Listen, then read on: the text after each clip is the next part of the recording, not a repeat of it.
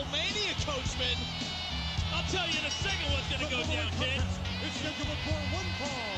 Introducing first from Las Vegas, Nevada, weighing 242 pounds, Venis. First of all, This is your fault. I'm begging the director to stop shooting ugly chicks. What is with that? I thought you were all over that. Well, obviously we have to have another meeting because they are not getting it. Ugly women don't cut it on my show. I don't want to hear it, Coachman. You always say you're going to solve that problem, but let's talk about something that's more serious, and that is Goldberg versus Brock Lesnar with the special guest referee, Stone Cold Steve Austin.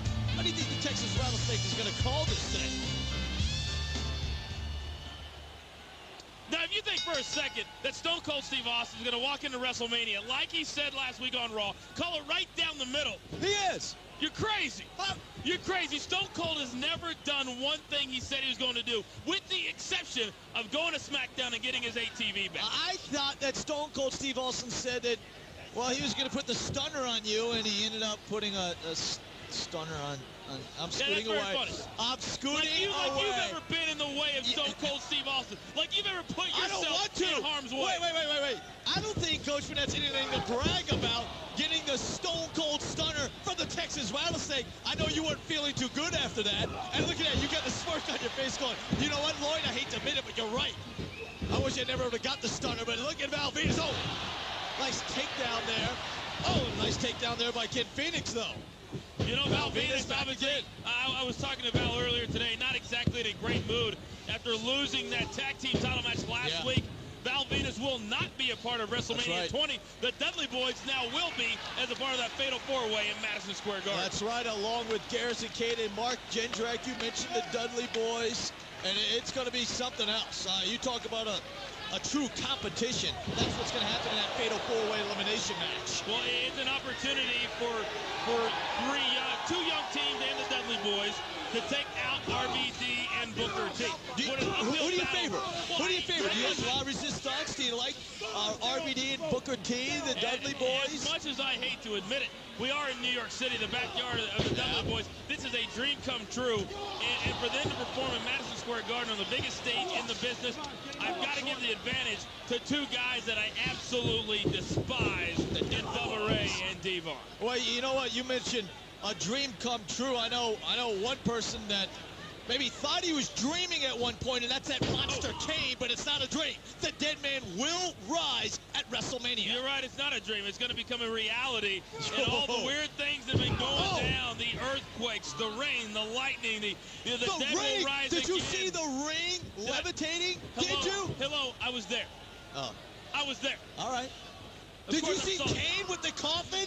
I think Kane is on the edge of a nervous breakdown. Did you hear what Kane said? I think it hit the Undertaker, and you're about 2 seconds away from getting my foot directly upside your head. Kane needs to see the Undertaker. I think the fans need to see the Undertaker because this teasing, in my opinion, has gone on long enough. Val Venis now with a hook and outside leg, a 2 count, and a kick out by Phoenix to stay alive in this match. But you know what?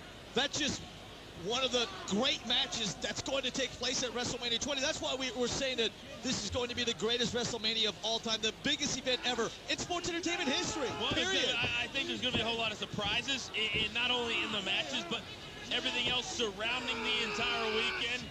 And I'll just be happy to make it out of New York City, only have broken a couple of hearts, and watch one of the greatest shows of all time. It's going to be a busy weekend for the coach as well as everybody else. Of course it is, and you mentioned, breaking hearts. And you know what was once just a friendly bet, I guess, between Christian and Chris Jericho that ended up breaking Trish Stratus' heart, now has turned into some real animosity between former good friends Chris Jericho and Christian, but it's going to come to a head at WrestleMania. And it's going to be sad to see Chris Jericho finally get the lesson that the man deserves from my main man, Christian.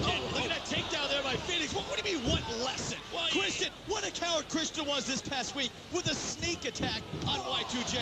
And then to run out of there, get a getaway call. That's what happens when a woman gets in in the way of your focus, when a woman gets in the way of what you need to get done. And that's what Trish has done to Y2J. I might say it's Christian that got in the way of Y2J's focus this past week on Raw.